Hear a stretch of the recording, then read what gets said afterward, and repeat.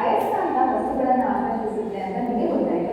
ಹಾಗಿದ್ರೆ ಈ ಅಯಸ್ಕಾಂತಗಳು ಕೂಡ ವಸ್ತುಗಳನ್ನ ಆಕರ್ಷಿಸುತ್ತಾ ಸರಿನಾ? ಬೇಕಾಗಿರೋದು ನಾನು ಮ್ಯಾಗ್ನೆಸ್ ತಗೊಂಡಿದ್ದೀನಿ. ಅದರ ಜೊತೆಗೆ ಕಬ್ಬಿಣದ ರಜ ಮತ್ತೆ ಕಬ್ಬಿಣದ ಗುಡಿಯನ್ನು ನಾನು ಫಸ್ಟ್ ಏನ್ ಮಾಡಬೇಕು, ಈ ಕಬ್ಬಿಣದ ಗುಡಿ ಇರುತ್ತಲ್ವ ಅದನ್ನ ಪೇಪರ್ ಮೇಲೆ ಹರಡ್ಕೊಳ್ಳೋಣ.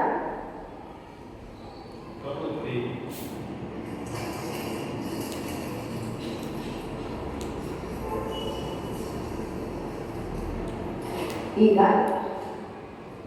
ಈ ಒಂದು ಅಯಸ್ಕಾಂತವನ್ನ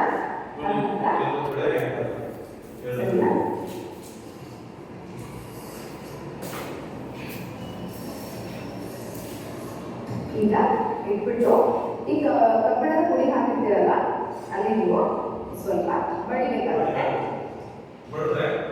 ಅದಾದ್ಮೇಲೆ ಇನ್ನೂ ಕೆಲವೊಂದಿಷ್ಟು ಕಬ್ಬಿಣದ ರಜಗಳನ್ನು ತಗೊಂಡು ಅದರ ಮೇಲೆ ಸ್ವಲ್ಪ ಹಾಕೋಣ.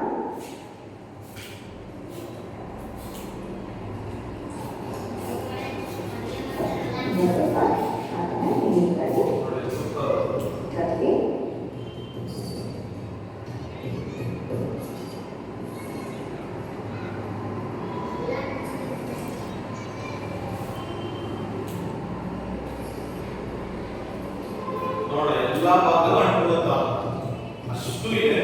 ಸುತ್ತದ ಭಾಗಗಳು ಅಂಟ್ಬಿಡುತ್ತಾ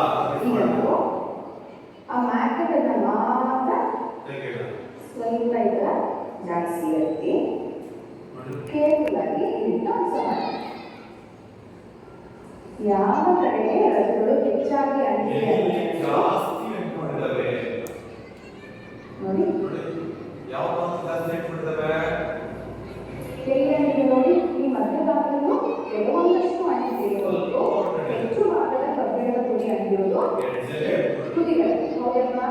ನೋಡಿ ಈ ತುದಿಗಳಲ್ಲಿ ಏನಾಗಿದೆ, ಹೆಚ್ಚಿನ ಕಬ್ಬಿಣದ ಪುಡಿ ಅಂಟಿಕೊಂಡಿದೆ. ಹೌದಲ್ವಾ?